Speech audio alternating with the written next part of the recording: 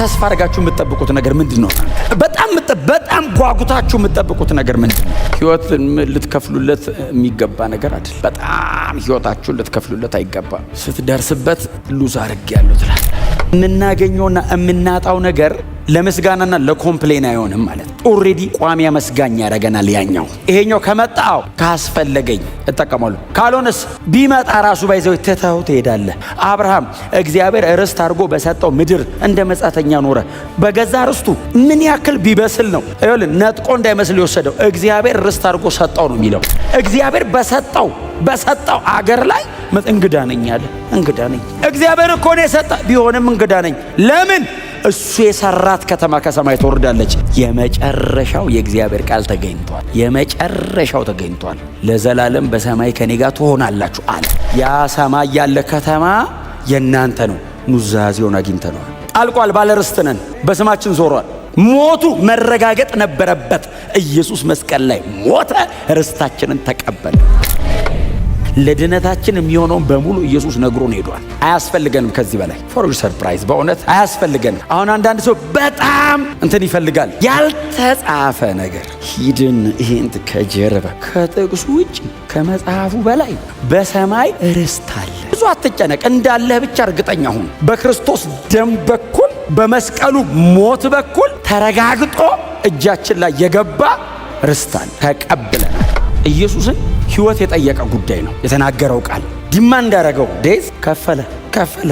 አምጣ ህይወትን አለው። እከፍላለሁ። አንተ ካልሞትክ የነገርካቸው የነሱ አይሆንም። እሞታለሁ፣ ሞቼ እሰጣቸዋለሁ። ያን ያክል እኔ ርስቴን እንድቀበል ኢየሱስ ህይወቱን ከፈለ። ሞት ይጠይቃል። እሞታለሁ። ዕብራውያን ምዕራፍ 9 ከቁጥር 16 እስከ 22 ኑዛዜ በሚኖርበት ጊዜ የተናዛዡን ሞት ማረጋገጥ የግድ ነው። ምክንያቱም ኑዛዜው የሚጸናው ሰውየው ሲሞት ብቻ ነው። ነገር ግን ተናዛዡ በህይወት እስካለ ድረስ ኑዛዜው ዋጋ አይኖረውም። ስለዚህ የመጀመሪያው ኪዳን እንኳ ያለ ደም የጸና አልነበረም። ሙሴ ያንዳንዱን የህግ ትእዛዝ ለህዝብ ሁሉ ከተናገረ በኋላ የጥጆችን ደም ከውሃ ከቀይ የበግ ጠጉርና ከሂሶጵ ጋር ወስዶ በመጽሐፉና በህዝቡ ላይ ረጨው። እንዲህም አለ፣ እንድትጠብቁት እግዚአብሔር ያዘዛችሁ የኪዳኑ ደም ይህ ነው። እንዲሁም ድንኳኒቱንና ማገልገያ ዕቃውን ሁሉ በደም ረጨው። በእርግጥ ከጥቂት ነገሮች በስተቀር ሁሉም ነገር በደም መንጻት እንዳለበት ሕጉ ያዛል፣ ደም ሳይፈስ ስርየት የለምና።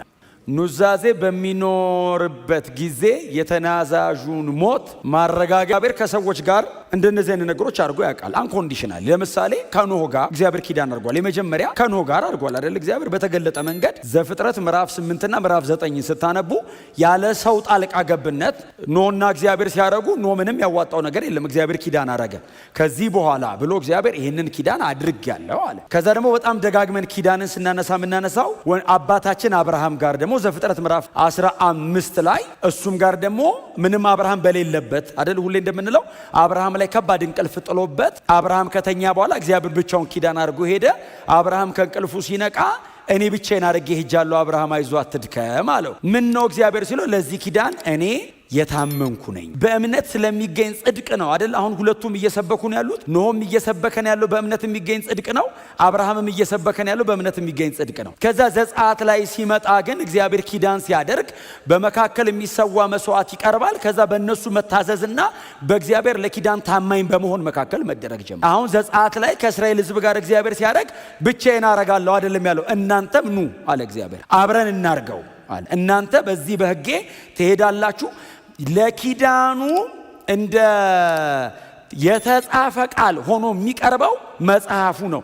ለዛ ነው ሙሴ የኪዳኑን ደም የመስዋዕቱን ደም ያመጣና በመጽሐፉ ላይ ረጨው የሚል ሳነባ አስተውላችኋል። መጽሐፉ ላይ ረጨው የሚለው ሁለቱ ኪዳን የሚገቡ አካላት የሚተዳደሩበት ደንብ ማለት። አሁን እግዚአብሔር ሕጉን እንደዛ አረገው። አሁን ሁለታችንም ለኪዳናችን ታማኝ ለመሆናችን እንደ መተዳደሪያ ይሄው አለ። ስለዚህ ሙሴ በመሰዊያው ላይ፣ በሕዝቡ ላይ፣ በመጽሐፉ ላይ ደሙን ይረጭ። ሁለቱ ግን ቀድሞ የተደረጉት ሁለቱ ግን አንኮንዲሽናል ናቸው። ቀድሞ ሁኔታ የላቸውም። እግዚአብሔር ብቻውን ነው ያደረገው። ሁለቱም አዲስ ኪዳን ላይ መጥተው ሲነገሩ፣ ለምሳሌ ኖህ እዚህ መጽሐፍ ላይ ያለ ባይዘው ዕብራውያን ላይ ያለ 11:7 ዕብራውያን ምዕራፍ 11 ቁጥር 7 ብቻ ናት የኖህ ሌላ ቁጥር የለውም። ሰውየው ስለ ብሉይ ኪዳን ያን ሁሉ ሲያወራ ይሄ ሰውዬ ለኖህ አንድ ቁጥር ነው የሰጠው። አንድ ቁጥር ኖህ በእምነቱ ነው የሚለው። በቃ መርከብ ሰራ አለና ዓለምንም በዚህ ኮነነ በእምነቱ። አሁን ሰው በእንጨት ነው መርከብ የሚሰራው፣ ኖህ በእምነት ነው የሰራው። አሁን ዘፍጥረት ላይ በእንጨት ሰራ ነው የሚለው፣ ዕብራውያን ላይ ሲመጣ በእምነት ሆነ። በእንጨት ሰርቶ በእምነት ሆነ። መርከብ መስራት ነው ዘፍጥረት ላይ። አዲስ ኪዳን ላይ ዓለምን መኮነን ሆነ መርከብ መስራት። ስለዚህ እግዚአብሔር ኪዳን አረጋው በእምነት ስለሚገኝ ጽድቅ። ባይዘወይ በእምነት የሚገኘው ጽድቅ ወራሽ ሆነ ይላል ዘፍጥረት እዚህ ዕብራውያን 11:7 ላይ በእምነት የሚገኝ ጽድቅ። አዲስ ኪዳን ያለው ባይዘወይ በእምነት የሚገኝ ጽድቅ በክርስቶስ ኢየሱስ የመስቀል ሥራ ምክንያት የመጣ ነው። ይሄ ሰውዬ የዚህ ጥላ ሆኖ ከሩቅ ተመልክቶ ከሺህ ዓመታት በኋላ የሚሆነውን ቆጠረ። እግዚአብሔር ያንን ኪዳን ቆጥሮለት በክርስቶስ ኢየሱስ የመስቀል ሞት ውስጥ ቀላቅሎ በእምነት የሚገኝ ጽድቅ ወራሽ አለ። አባታችን አብርሃምም ዘፍጥረት 15 ላይ አብርሃምም እግዚአብሔርን አመነ፣ ጽድቅ ሆኖ ተቆጠረለት። ሌላኛው የተገባው ከእስራኤላውያን ጋር ነው። ከእስራኤላውያን ጋር የተገባው በጣም ጠንካራ ነው። እግዚአብሔር አላስተኛቸውም፣ እንደና አብርሃም እንቅልፍ አልጣለባቸው። ቁሙ አላቸው፣ እኔ እመጣለሁ፣ እናንተም ቁሙ። ሕጉ መሃል ላይ ይቀመጣል። ኪዳን እናርግ። ይህንን ሕግ ስትጠብቁ ከነዓን ትገባላችሁ፣ ካልሆነ እኔ ለኪዳን ያልጠየቅም አለ እግዚአብሔር። አያሌ ሕዝብ በምድረ በዳ ቀረ የሚል ቃል መፈቻ። በሚበዙት ደስ አላለውም እና እዛ ምንድነው 1 ቆሮንቶስ ምዕራፍ 10 ላይ ነው። በሚበዙት ደስ አላለውም፣ በምድረ በዳ ወደቁ። እድሜያቸው ከ19 ዓመት በላይ ከሆኑት መካከል ከነዓን የገቡት 2 ናቸው አይደል? ኢያሱና ካሌብ ብቻ። ሌላው ከ18 ዓመት በታች ሆነና አዲስ ትውልድ ነው የገባው። ሌሎቹ ለምንድን ነው ምድረ በዳ ላይ የቀሩት? እግዚአብሔር ኪዳን ሲያደርግ ኑ ብሎ ጠርቶ አቁሞ እሱም መጣ። ሕጌን ጠብቁ፣ እኔ ላልኳችሁ ነገር በሙሉ ታማኝ ነኝ፣ አደርገዋለሁ አለ። አሁን የዚህ ደብዳቤ ጸሐፊ እሱን ነው ወደኋላ እንዲያስታውሱ የሚያደርጋቸው። አዲስ ኪዳንም ላይ እግዚአብሔር ለዚህ ሕዝብ አወርሳለሁ ያለው ርስት አለ፣ አስገባችኋለሁ ብሎን ነበር። ይሄንን እግዚአብሔር ተስፋ የገባውን ርስት ሊያስወርሰን እንደ ኑዛዜ ቃል ሰጠን። እንደ ኑዛዜ የመጨረሻው የእግዚአብሔር ቃል ተገኝቷል። የመጨረሻው ተገኝቷል። ለዘላለም በሰማይ ከኔ ጋር ትሆናላችሁ አለ። ያ ሰማይ ያለ ከተማ የናንተ ነው። ኑዛዜውን አግኝተነዋል። ይሄ ኑዛዜ ግን ጸንቶ የጠላሁን እንዲሆን ተናዛዡ ወይንም ደግሞ ቃል የገባው አካል መሞት ይጠይቀዋል። የክርስቶስ የመስቀል ሥራ ባይዘው እዚህ ጋር ነው የሚገባው። አዎ ርስቱን አግኝታችሁታል ወይ? አዎ። የእናንተ ነው ወይ? አዎ። በቃል ደረጃ ነው አይደለም፣ የኔ ነው። በምን እርግጠኛ ነህ? ኢየሱስ ሚዲయేተር ብቻ ሳይሆን ቴስታተር ሆነ። አሁን መሀል ላይ ገብቶ እኔና አብን የሚያማልድ አይነት ብቻ አይደለም። እኔን ወደ አብ የሚያማልደኝ ብቻ ሳይሆን መስዋዕቱ ሆኖ ሞቶ የተናገረውን ቃል ፈጻሚ ሆነ። ኢየሱስ በመስቀል ላይ ሲሞት የሰማይ ርስት ማረጋገጫ እጄ ላይ ገባ። አልቋል። ባለ ርስት ነን። በስማችን ዞሯል። የተረጋገጠ ርስት፣ የጸና ርስት በኢየሱስ ደም ተረጋግጧል። በኢየሱስ የመስቀል ሥራ ተረጋግጧል። ኢየሱስ መስቀል ላይ ሲሞት ርስቱን ተቀበልን። ባይዘዌ መሬት ላይ ሲመጣ ታምራት ሲያደርግ ዝም ብሎ ሲመላለስ ሲወጣ ሲገባ አይደለም፣ ሲሞት ነው የተረጋገጠው። ሞቱ መረጋገጥ ነበረበት። ኢየሱስ መስቀል ላይ ሞተ፣ ርስታችንን ተቀበለ። ተናዛዡ ካልሞተ በቀር ይላቸዋል። እሺ ኑዛዜው አይጸናም። ከዛ ይቀጥላል። ተናዛዡ በሕይወት ካለ አው ኑዛዜው ምንም አይጠቅምም። ታዲያ ተናዛዡ ሞቷል እንዴ? ኦፍ ኮርስ ሰማይ ከተማ አለ፣ ርስት አለ ብሎ ማን ነገረን? ጌታ ኢየሱስ። እሄዳለሁ አይደል ያለው? ዮሐንስ 14ን አንብቦ እናንተ ዮሐንስ 14ን አንብቦ መሄዴ ነው አለ። በጣም ነው የምወደው። ብዙ ጊዜ ለአዳዲስ ሰው ነው ይሄን የምንሰብከው። ለኛ ነው ባይዞ የተባለው። 3 ዓመት ተኩል ተምረው ቁጭ ብለው ለተማሩ ትምህርት ለጨረሱ ዲግሪ ለጫኑ ግራጁዌሽን ዴይ ላይ ነው ባይዘው። የግራጁዌሽን ዴይ ኢየሱስ የሰበከው ስብከት ነው። መሄዴ ነው አለ። ጨረሷ። አሁንም ማስተምረው ነበረኛው ጨረስኩ። ተማራችሁ? አዎ። ምሩቃን ሰብስቦ አሁን ልሄድ ነው ሲል አይዟችሁ አትፍሩ ብሎ ነው የጀመረው። እንደውም አይዟችሁ አትፍሩ፣ እሄዳለሁ፣ አባት እንደሌላቸው ልጆች አልተዋችሁም፣ ከዛ ደግሞ እመጣለሁ፣ ከዛ ደግሞ ወስዳችኋለሁ፣ እኔ ባለሁበት በዛ ከኔ ጋር ትሆናላችሁ ብሎ በጣም ትልቅ ነገር ዝም ብሎ አወራ። ብዙ ጥያቄ ውስጡ ያለው ነገር ዝም ብሎ እኮ እንደቀልድ እንግዲህ እሄዳለሁ ራሱ ክብደቱ አሁን እኛ እኮ ባይዘው ሄዶ በመንፈስ ቅዱስ አማካኝነት ድጋሚ ውስጣችን ገብቶ እኮ ነው እንደዚህ በሰላም እንኖረው። አንተ 3 ዓመት ተኩል አብረው ኖረው መሄዴ ነው አለ። ስንት ነገር አስትቷቸው የኃጢአት ምናምኑን መቶ መረብ አሰቅሎ ገቢ ማግኛቸውን አሰቅሎ ክላይንቶቻቸውን በሙሉ የስራ ትቷል ባከሱ ዝም ብሎ ጌታን እያለ አስብሎ ከዛ ሊሄድ ነው ሲል ጴጥሮስ ብቻውን ይሄዳሉ አይልም እንዴ? እንሄዳለን። እነዚህ ይሳል ዞሮ ምን ይሻለን እንዴ? ሚስቶቻቸውም አይቀበሏቸው የሆነ ታሪክ ይሰራል ብለው ነው የተከተሉት። ኦፍ ኮርስ ዩኒቨርሳሊ ነው ታሪክ የሚሰራው። ዝም ብሎ በግል እንዳይመስል ሰማይና ምድር ነው እንደሚያጨባብጠው። ሰማይን መሬት ነው ጎትቶ ያመጣው። መሬት ያለን ሆኖ ሰማይ እየቀላቀለን ሊሆን አይችልም። ማንም በምንም ሊያደርገው አይችልም። ሰርታ አታመጣውም። ኢየሱስ በነጻ የሰራው ከዛ ሄደ ነው አለ። አሁን መንፈስ ቅዱስ ስትሞላ ምን ትሆናለህ መሰለህ? እርግት ትላለህ፣ እጸልይበታለሁ ትላለህ። ካልተሞላስ ቶሎ የሚታይ ትርፍና ኪሳራ መሄዴ ነው ሲል ጌታ ሆይ ወዴት ነው የምትሄደው? ከዛ ደግሞ ምን ብሎ ነበር መሰላችሁ? እሄዳለሁ አለ። ህዝብ ፊት እሄዳለሁ አለ። ወዴት እንደሚሄድ አታውቁም አለ። አጠቃላይ ነው ያወራው። ሲያወራ ፈሪሳውያን እንደዚህ አሉ፣ ወደ ግሪክ ከተሞች ሊሄድና እዛ ሊኖር ነው እንዴ? እውነታቸው ነው። ፍጥረታዊ ሰው የሚያስበው እሱን ነው። ኢየሱስ መንፈሳዊ ወሬ ነው የሚያወራው። ወደሚሄድበት አታውቁም አለና ከእናንተ ማንም አይከተለኝም አለ። ግሪክ ቢሆን እንዴት አትከተለውም? የትራንስፖርት መክፈል የቻለ በሙሉ ይሄዳል። አትከተለኝም ማለት ወደ ላይ ነው፣ ወደ ጎን የትም በረት ትሄዳለህ። ወደ ላይ ግን ወሳጅ ያስፈልጋል። አውሮፕላን ራሱ 40 ምናምን ሺህ ጫማ ነው የሚሄደው። ከዛ በላይ አይሄድም። እሱም ባይዘው ግራቪቲ ጎትቶ ማስቀመጥ ብቻ እንዳይመስል፣ ከግራቪቲ ብትወጣ አትኖርም። አኗሪ ያስፈልጋል ወደ ላይ። ግራቪቲ ባይዘው መኖሪያም ጭምር ነው። ግራቪቲ ባይኖር ወደ ጎን ነው የምንሄድ። እንዴት ምን ይሆንክ እንደሆነ ራሱ አጣቀው። እግዚአብሔር ይመስገን ስለ ግራቪቲ። ወደ ላይ ግን አየን ንጥቃት እሄዳለሁ አለና አትከተሉኝ። መንፈሳዊ ነው ወሬው። በትክክለኛ የባለ አእምሮ ወሬ እነ ጴጥሮስ ሰብሰብ አሉትና ጌታ ሆይ ወዴት ነው የምትሄደው? መንገዱንም ደግሞ ንገረን እንጂ። አንደኛ ሄዳለሁ አልካው፣ መዳረሻውንም ቀጥሎ መንገዷንም መከታተላችን አንተም ብለን የመጣ ነው። ተከትለን ሄድ አለብን። አሁን ወዴትም አንመለስማ፣ በቃ ተከትለን ነው ምን ሲሉት፣ መንገድ እውነት ህይወት እኔ ነኝ። አሁን መዳረሻው ሰማይ ነው፣ መንገዱስ እኔ ነኝ፣ በእኔ ላይ ነው። ወደ ህይወት የሚያደርሰው እውነተኛው መንገድ እኔ ነኝ ነው አለና አሁን የሚሄደው አባቴ ጋር ነው ሰማይ አላቸው። ዋው ስፍራ ላዘጋጅላችሁ ነው የሚሄደው። አዘጋጅቼ ስጨርስ እመጣለሁ። እምመጣው ዓለሙን ሁሉ አይደለም፣ እናንተን ያዳንኳችሁን እናንተን ፈልጌ ነው የምመጣው። እኔ በምኖርበት በዚያ ከኔ ጋራ ልትሆኑ ዳግመኛ እመለሳለሁ። እንደዚህ ማለት የቻለ ጌታችን ኢየሱስ ክርስቶስ ብቻ ነው። ተመልሶ የሚመጣ የለም። ኢየሱስ ብቻ ነው ተመልሶ የሚመጣው። የለም ወደ ላይ የሄደው እሱ ነው። ወደ ላይ ሄደ የለም። እሱ እመጣለሁ አለ።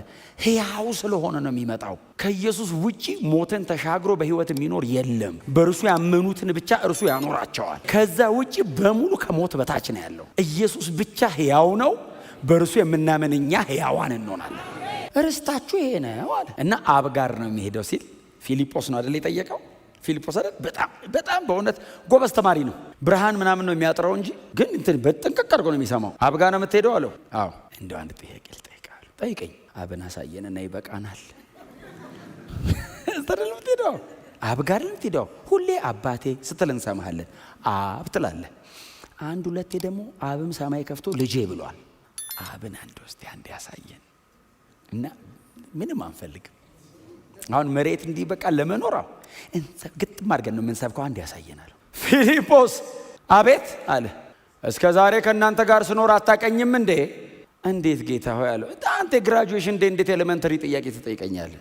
እኔን ያየ አብን አይቷል። እኔ በአባቴ አባቴስ በእኔ እንዳለ ይህንን አታምንም እንዴ? አብ ሊገልጥ የወደደውን በሙሉ እኔ እኮ አሳይቻችኋለሁ። አባቴ በእኔ እንዳለ አታምንም እንዴ? እኔስ በአባቴ አምናለሁ ጌታ ሆይ አለው። በቃ ጥያቄው አለቀ። አሁን አብ ወደ ምድር ቢመጣ እኔ ያሳየውክን ለማሳየት ነው የሚፈልገው። አሁን ሰው ማየት አቅቶት ትሞታላችሁ ያለን እኮ አብ ኢየሱስ ያሳየውን ለማሳየት። አብ እንዴት ኮሚኒኬት ያርገን? ስለዚህ ኢየሱስ እኔ ወርጄ ያስረዷችሁ የአባቴን ነው። አብ ሊነግርህ የፈለገው እኔ የነገርኩህን ነው። ሊያሳይ ሲታገል የነበረው እኔ ያሳየውክን ነው። ዴስቲኒ አሁን እኔ እምወስድ ጋ ነው አብ የፈለገ። ስለዚህ አብ እርሱ በእኔ በኩል በሙላት በእናንተ መካከል ተገልጧል።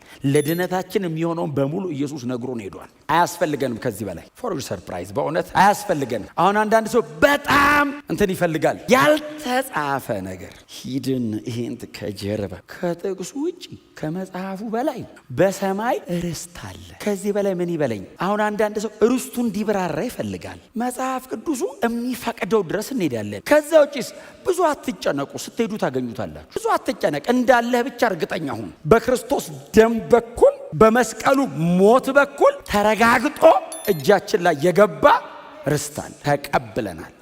እንዳልተቀበለ ሰው እንዳትኖሩ። የእግዚአብሔር ቃል እውነት ነው። ታውቃላችሁ አይደል? እውነት ነው የእግዚአብሔር ቃል። ኑዛዜው የተነገረው ቃል ጸንቷል። እግዚአብሔር የተናገረውን አድርጓል።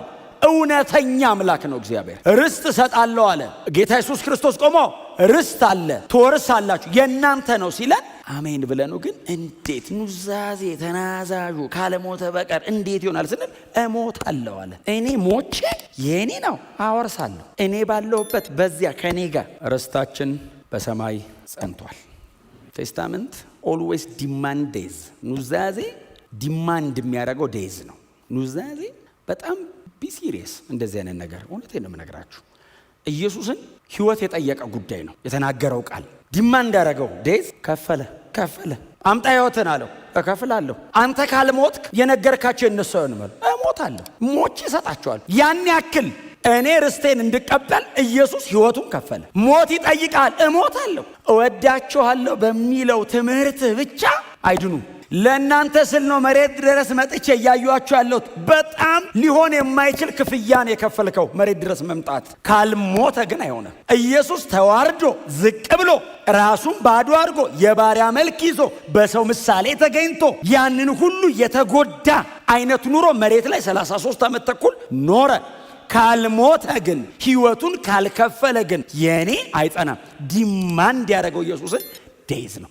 ኦልዌይስ ማለት ነው። አንዳንዴ እንዳይመስልህ አንተም በህይወት እያለ ከተናዘዝክ ኑዛዜ ምን እንደሚጠይቅ ታውቃለህ? ሞት ይጠይቃል። ስለዚህ ነው ሰው ቶሎ ቆሞ አይናዘዝም።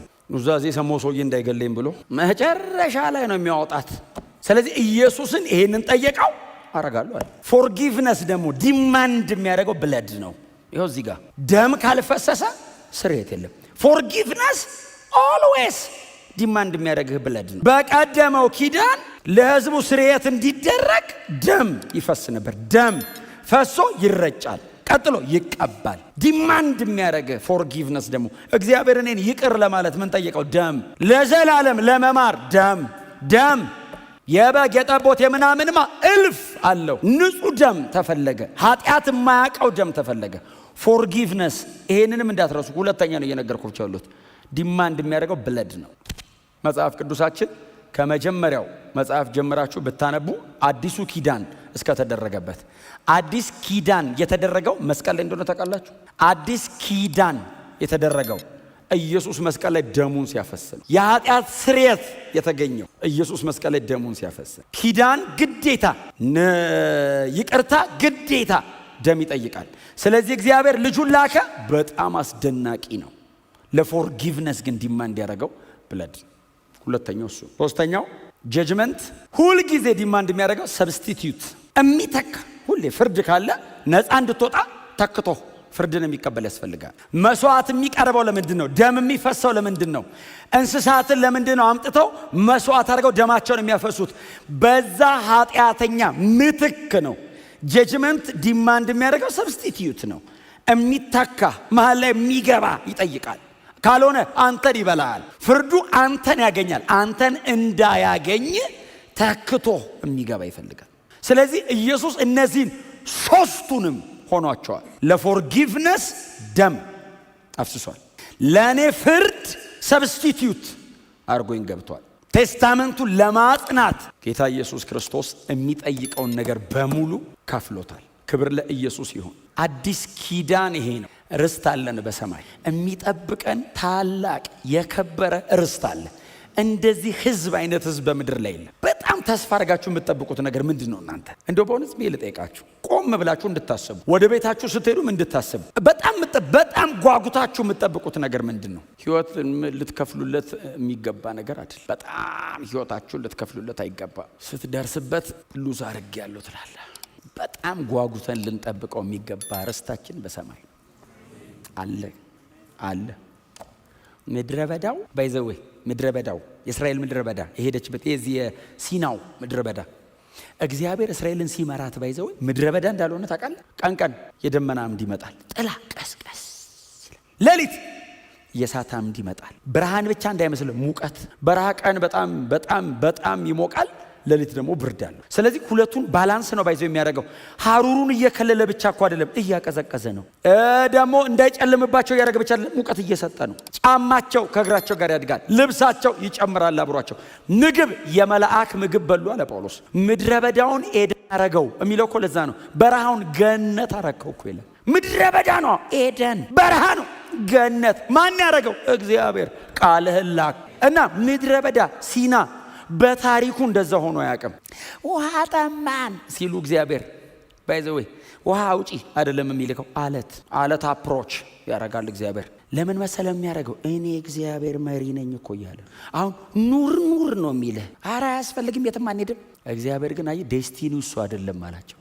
ከነዓን አለ ያዘጋጀሁት። ይሄስ አመራር ነው። እግዚአብሔርን አንፈልግም፣ ንጉሥ ሾመን እንመል እስራኤል በጣም እኮ እልህ በቃኛ። ሙሴ የሚሉ ሰው የት እንደገባ አናቅም፣ የሚያመልከው ምን የሚለው አናቅም። በቃ ጣዖት ስራልንና ተመልሰን ዞረን እንሂድ። አረ ምንም አትሰሩ። ግብጽ እባክህ ዱባው እንዴት ያለ ዱባ ይባላል። አሁን ለምን መሰለ እሱን የወደዱት? በጣም እኮ እልህ በቃኛ። ሙሴ የሚሉ ሰው የት እንደገባ አናቅም፣ የሚያመልከው ምን የሚለው አናቅም። በቃ ጣዖት ስራልንና ተመልሰን ዞረን እንሂድ። አረ ምንም አትሰሩ። ግብጽ እባክህ ዱባው እንዴት ያለ ዱባ ይባላል። አሁን ለምን መሰለ እሱን የወደዱት? የሮያል ምግብ አያውቁም። እርሻ ስለሆነ የሚያሰሯቸው።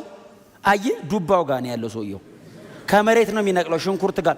የሮያል ምግብ አያውቅም። የሮያል ምግብ የሚያውቀው ሙሴ ነው። አማርኛ የለም። የሮያሉን ቢያውቁ ምን ሊሆኑ ነው? አያወጡ ጀመረ ያወጡ። መሯቸው ነው ባይዘው የወጡት። አያወጡ እንዴ መከራ እኮ እግዚአብሔር አስባላቸው። ምቾት እባክህ ግብጽ እንመለስ። ለዛ እኮ ነው እግዚአብሔር አንዳንዴ ባይዘው ወሰድ መለስ የሚያደርገን። በጣም ሲመቸን የሆነ ማናቆ ሰው እያለኝ ውስጥ በቂላል ባይዘው አንተ ራሱ ትተዋወቃለህ እንደ አዲስ። ተውት ነው ያለከው ሰውዬ ቃሉ ይቀየራል። ስድብ ይሏል። ምቾት በእንትንስ በዚህ በመከራስ ሽሪንክ አርጎ ሰውየው ውስጥ ሆኖ ሲጸልይኛው አብሮ አሜን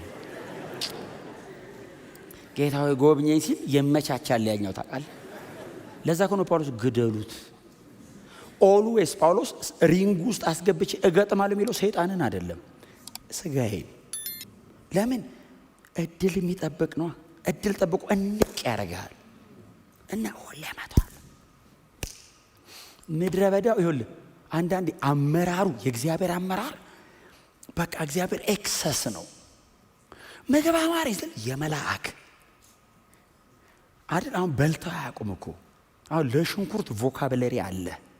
ሽንኩርት የሚል ዱባም ታውቃለህ። መና እኮ ትርጉሙ ምንድን ነው ማለት አይደል? ትርጉሙ ምንድን ነው ግን የድሮ ሰው ግን አይገርምም? ምንድን ነው ብሎ ይበላል። ምንድን ነው እስቲ ቀመሱ ተጎራረሰው ይጣፍጣል። አንተ ቆንጆ ነገር ነው ለነገም ማጠራቀም ሲለው ተልቶ ያድራል። ለምንድን ነው የሚተላው? እግዚአብሔር እኮ እኔ አቅራቢ ነኝ፣ አይጎልብህም። ለምንድን ነው የምታጠራቅመው? ቼክ ማድረግ ያለብህ የኔን አብሮነት ነው። አረ ጎተራህን ቼክ አታርገ፣ እኔን ቼክ አርገኝ፣ እኔ ልኑር እንጂ ካንተ ጋር። ይሄ ምንድን ነው? ህይወት ሰጪ ነኝ፣ ምግብ አይደለም ህይወት እያኖርኩ አይደለም ወይ? አይ የፈርዖን ሜንታሊቲ ስላላቸው ነገ ቢያስረበኝስ ይላሉ እግዚአብሔርን። ፈርዖን ነው የሚያስርበህ። እዛ ዓለም እያለ ሲያሰቃየው ስለኖረ እዚህም ሲመጣ አራ ሰብሰብ ባረክ አይታወቅም። አንተ እግዚአብሔር ቢቀየርስ ይልሃል። እንኳን እግዚአብሔር እኮ ሰው ጥሩ ሰው እኮ አይቀየር። ክብር ለኢየሱስ ይሁን። እግዚአብሔር ግን አየህ እዛ ጋር አይደለም ርስት አለ ነው። አሁን አየህ እንዲህ ሲመራ ሲያወጣን ሲያስገባን ሲመግበን ተአምር ሲያረግልን እግዚአብሔር በሚያረገው ነገር ሰማይ እንዳትረሱ። አሁን ብዙ ሰው ሲመጣ ተሰብኮ ሲመጣ አገሬ ሰማይ ነው ብሎ ይመጣና ሲቆይ ለ500 ካሬ ነው ጸሎቱ። እግዚአብሔር ሆይ የሰማይ ርዕስ ይጠፋል። ሌላ ነገር ይዟል። ኖ የመጣንበት የሰማነው ወንጌል ልክ ነው። እሱ ላይ እንብሰል፣ እሱ ላይ እንኑር። እዩት የዚህ ደብዳቤ ሴንተር እንግዲህ ዕብራውያንን እኛ 1 ዓመት ከምናምን ያጠና ነው። ይሄን ሁሉ ጊዜ ግን እዩት ሰውየው ምን እየነዘነዘ እንደሆነ። ምንድን ንዝንዝ ጭቅጭቅ የሚያረጋቸው ሰዎቹ ልባቸውን ውትውት የሚያረገው ኢየሱስ ጋር የመስቀል ስራው ጋር መስዋዕቱ ላይ ደሙ ላይ የተሰራው ስራ ላይ ፎከስ እንዳይነቅሉ ጴጥሮስ እንደዚህ አላቸው። ሁለተኛ ጴጥሮስ ላይ ከዚህ ድንኳኔ ሊሄድ እንደሆነ ጌታ አመለከተኝ አለ። መሄዴ ነው አለ። በጣም እንዴት አይነት የተባረከ አገልጋይ ነው። ሲኖር ያውቃል፣ ሊሄድ ሲል ደግሞ ያውቃል። ሊሄድ ነው አለና ሳልሄድ በፊት ደጋግሜ እነዚህን ጉዳዮች እነግራችኋለሁ አለ። ምንድነው የምትነግረን? ስለ መምጣቱ፣ ስለ መገለጡ፣ ስለ ዳግም ምጽአት እኮ ነው። ደጋግሜ ነው የምነግራችሁ። ለምንድነው ወትወት የምታረገን ሌላ ርዕስ የለም ወይ ሲሉት እንደዚህ አለ። እኔ ከሄድኩ በኋላ እንዳትረሱት። ደግሜ የምነግራችሁ እኔ ከሄድኩ በኋላ ሌላ ነገር ደግሞ ተከታችሁ እንዳትይዙ፣ እዚህ ላይ ስቲክ እንድታረጉ ባገኟችሁ ቁጥር በህይወት ሳለሁ እማንጸጸትበት ነገር ቢኖር ይሄ ነው። አትጸጸቱም። ባይዘወይ በእውነት ነው የምነግራችሁ። አንዳንዴ ኢማቹሪቲ ልጅነት ብዙ ነገር ያምር የለ ልጅነት ልጅ አሁን እኮ በጣም ትንሽ ነገር ሰጥተው ጌም ሰጥተው በጣም ከነገርከው ትልቅ ነገር እሺ በቃ እሺ ችግር የለም በቃ ጌም ውስጠኝ ይላል። ልጅ ስትሆን ነው እንደዚህ። ትልቅ ሰው ጌምን ካብትለው በማላይ ነው የምትጫወተው ነው የሚል ጌም እኔ ነው እንዴ ጌም ለምን የመታገስ አቅም አለው ነገሩ እስኪደረግ። ልጅ የመታገስ አቅም የለውም፣ ማቆያ ነው የሚያባብለው። ትልቁስ አራጣ ይሄን ሁሉ መጣው አይደል እንዴ ይላል። የቀረኝ ትንሽ ነው፣ በሆነው ጊዜ ይሁን እኔ ባልደርስበት ልጄ ይቀበላል ብሎ ይጠብቃል። ትልልቅ ሰው አይታችኋል?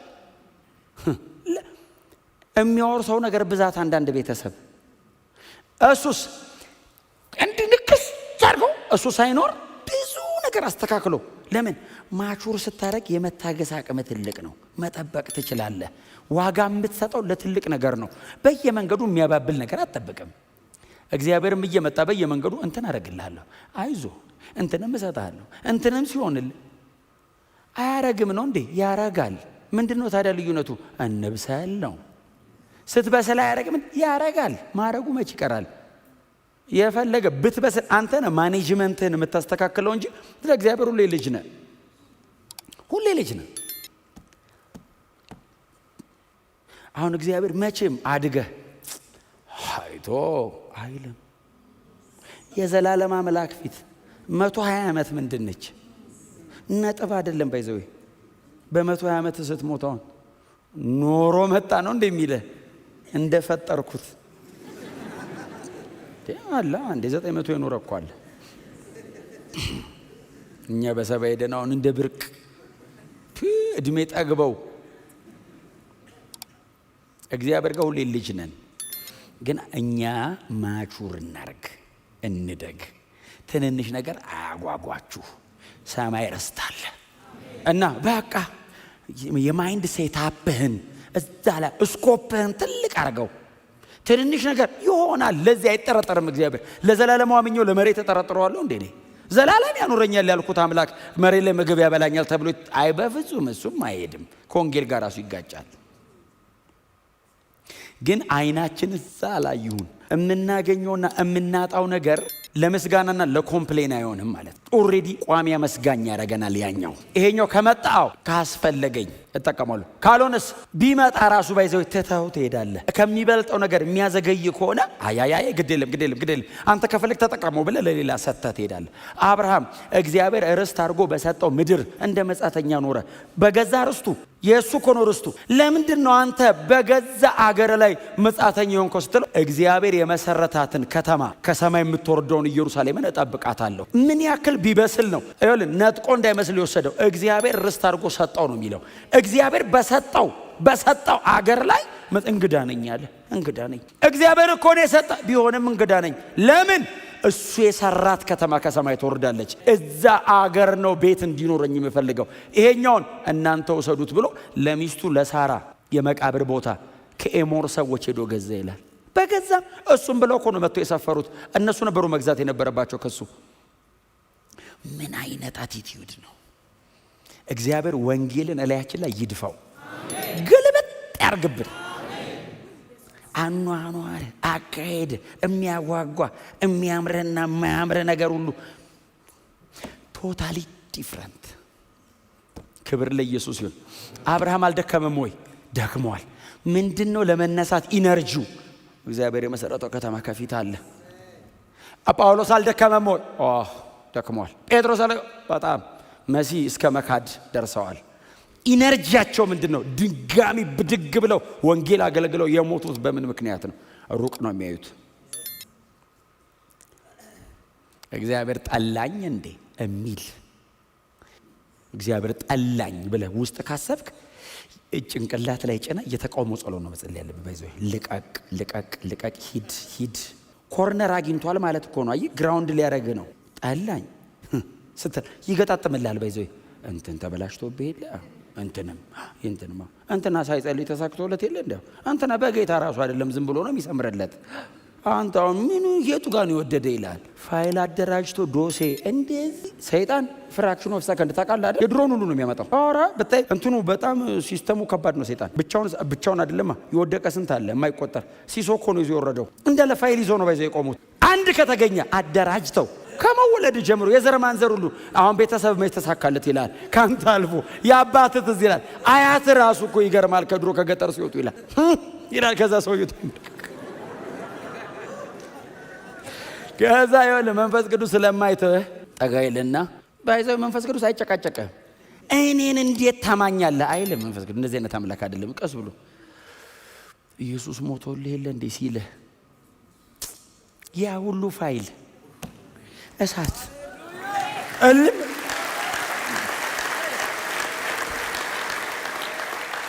አንተም ተነስተህ ቆመ ያን ሁሉ ያልክ ሰውዬ ቅድም የዘመርነውን ከኔ ጋር እርግጠኛ ነኝ።